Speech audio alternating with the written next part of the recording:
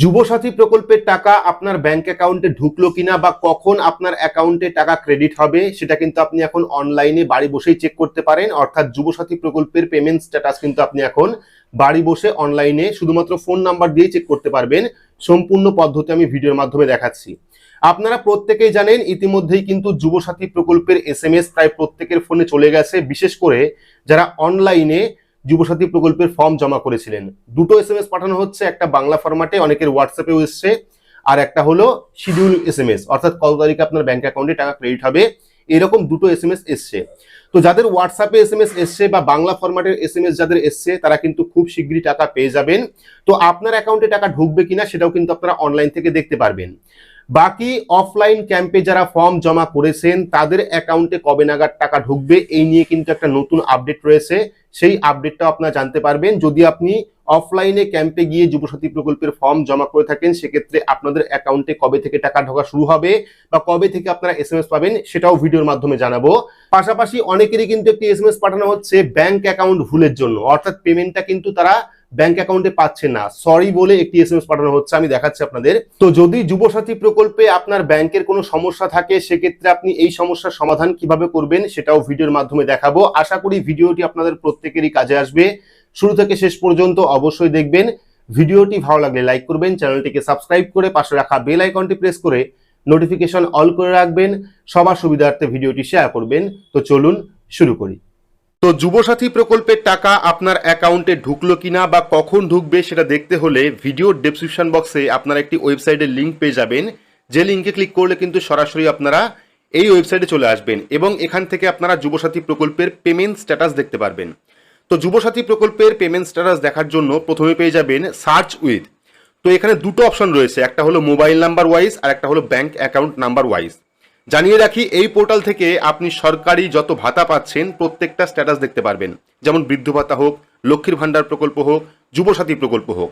সেক্ষেত্রে ধরুন আপনার বাড়িতে দুজন লোক রয়েছে, একজন লক্ষ্মীর ভান্ডার পাচ্ছেন, আপনি যুবসাথী প্রকল্পে আবেদন করেছেন, সেক্ষেত্রে মোবাইল নাম্বার বাদেও কিন্তু আপনি ব্যাংক অ্যাকাউন্ট নাম্বার দিয়েও সার্চ করতে পারেন। তো আমরা কি করব, মোবাইল নাম্বার দেব, মোবাইল নাম্বার দেওয়ার পর পেয়ে যাবেন রেজিস্টার মোবাইল নাম্বার। এইবার আপনার ব্যাংক অ্যাকাউন্টের সঙ্গে লিঙ্ক যে ফোন নাম্বার রয়েছে সেই ফোন নাম্বার আপনি দেবেন, ব্যাংক অ্যাকাউন্টের সঙ্গে লিঙ্ক যে ফোন নাম্বার রয়েছে সেই ফোন নাম্বার দেবেন, দেওয়ার পর জেনারেট ওটিপি অপশানে ক্লিক করবেন।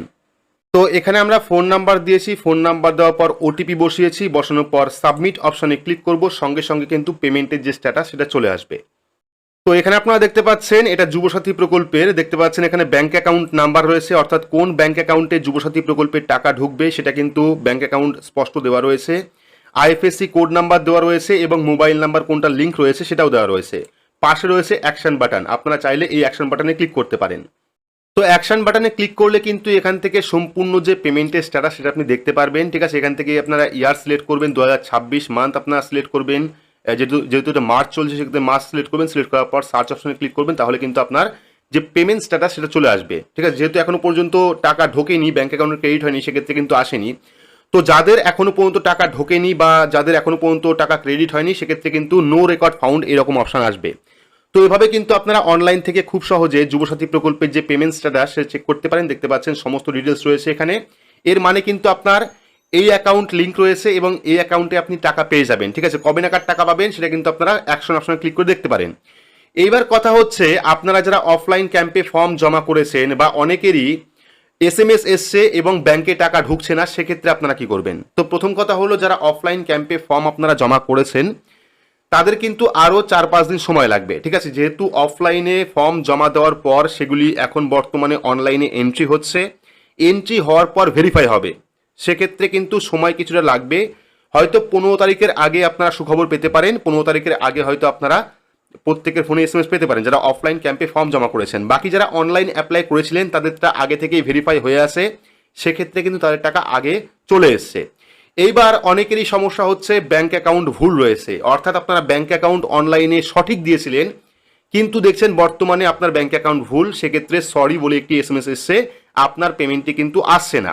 তো এই সমস্যা যাদের হয়েছে বা যদি কারো ব্যাংক অ্যাকাউন্ট ভুল থাকে সেক্ষেত্রে কিন্তু আপনারা ব্লক অফিসে যোগাযোগ করবেন, অর্থাৎ বিডিও অফিসে যোগাযোগ করবেন, সেখান থেকে কিন্তু এই সমস্যা আপনারা সমাধান করতে পারবেন। আপনার যে অ্যাকনোলেজমেন্ট স্লিপ রয়েছে সেটা আপনারা নিয়ে যাবেন বা অনলাইন আবেদন করলে যে ডাউনলোড ফর্মের অপশন পেতেন, সেই ফর্মটা ডাউনলোড করে আপনারা বিডিও অফিসে নিয়ে যাবেন বা ব্লক অফিসে নিয়ে যাবেন, বা যদি আপনার মিউনিসিপ্যালিটি হয় সেক্ষেত্রে মিউনিসিপ্যালিটি অফিসে নিয়ে যাবেন।